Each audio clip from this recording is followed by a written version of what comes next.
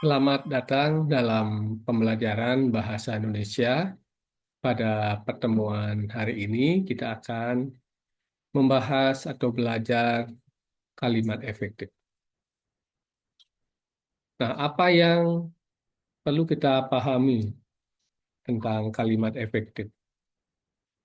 Sesuai dengan konsepnya, kalimat efektif itu kalimat yang digunakan oleh seseorang untuk menyampaikan gagasannya dan para pendengarnya atau orang yang diajak berkomunikasi mampu memahami pesan yang disampaikan.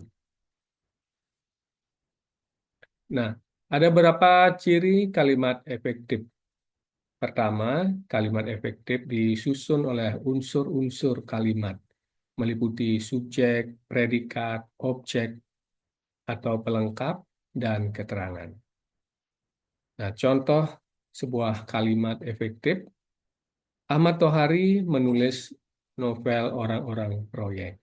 Ya, kalimat ini disusun oleh unsur-unsur kalimat. Ahmad Tohari sebagai subjek, menulis adalah predikat, novel Orang-orang Proyek sebagai objek. Ciri kedua, kalimat efektif menggunakan ejaan yang berlaku secara taat atau setia, meliputi penggunaan huruf kapital di awal kalimat, tanda baca, dan aturan ejaan lainnya.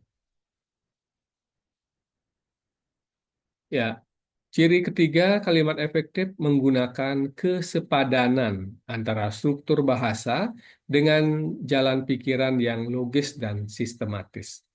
Jadi kalimat efektif memiliki kesepadanan ya antara struktur dan logika yang disampaikan dalam kalimatnya.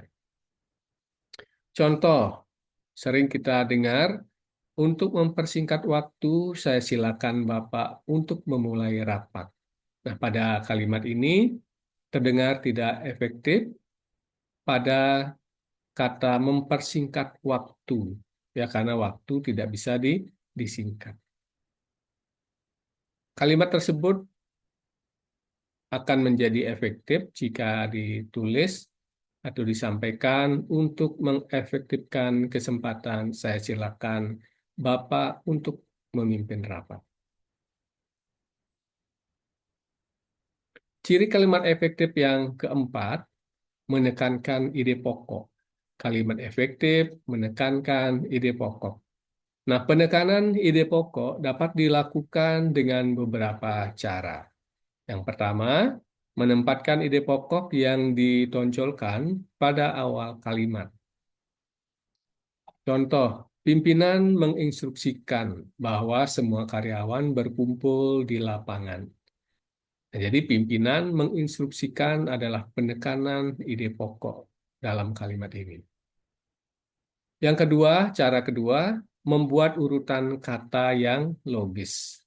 Contoh, kerugian pedagang itu bukan hanya 100, 1000, tetapi sejuta rupiah akibat pembatasan jam berjualan di pasar. Ya, tampak ada urutan yang logis ya dari nilai yang paling rendah hingga atas atau besar. Nah, cara menekankan ide pokok yang berikutnya menggunakan pertentangan ide. Contoh, ia bukan nakal, melainkan anak yang baik. Nah, dalam hal ini ada pertentangan ya, bukan nakal, melainkan baik. Cara yang keempat untuk menonjolkan ide pokok adalah menggunakan partikel penegas. Misalkan dengan menggunakan partikel lah. Contoh, dialah yang memiliki ide penghijauan di area bukit itu.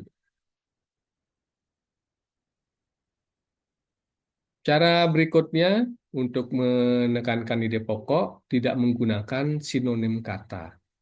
Contoh, Ani rajin berolahraga agar sehat. Nah, ini adalah kalimat yang benar ya. Yang salah atau tidak efektif, Ani rajin berolahraga agar supaya sehat. Nampak tidak efektifnya karena ada penggunaan sinonim. Agar, supaya. Cara berikutnya, memperhatikan penggunaan bentuk jamak. Jadi kalau sudah kita gunakan bentuk jamak, jangan lagi menggunakan kata jamak pada kalimat yang kita buat. Contoh, hadirin disilakan berdiri. Ini adalah kalimat yang benar ya.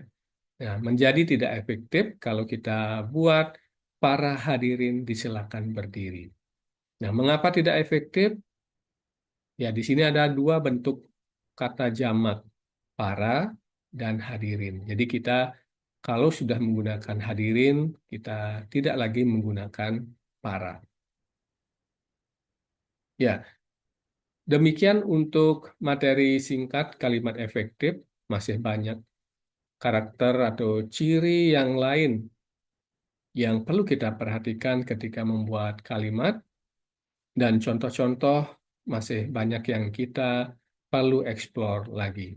Silakan Anda bisa kembangkan.